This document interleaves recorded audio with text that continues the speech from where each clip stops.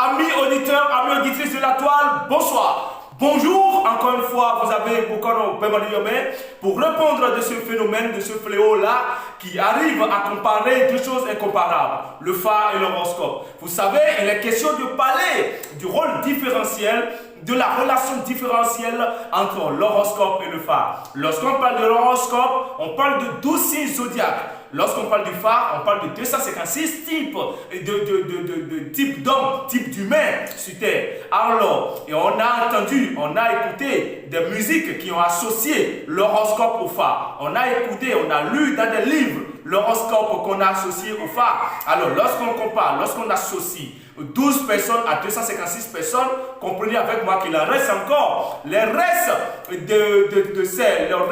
les restes du signe du phare. Qu'en est-il pour ces personnes-là? Parce que vous savez, tant qu'il reste encore, rien n'est encore fait. Alors, c'est vrai, l'horoscope fait des voyances, c'est vrai, l'horoscope nous permet de savoir ce qu'il en est, de savoir ce qu'il en sera, mais le phare aussi, c'est de la même personne.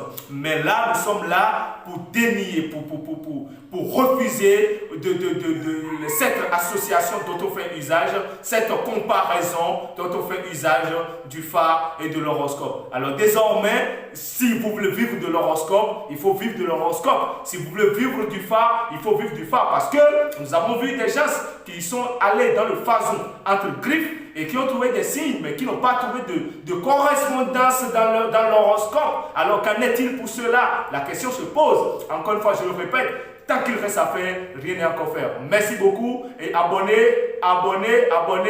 Tout à l'heure.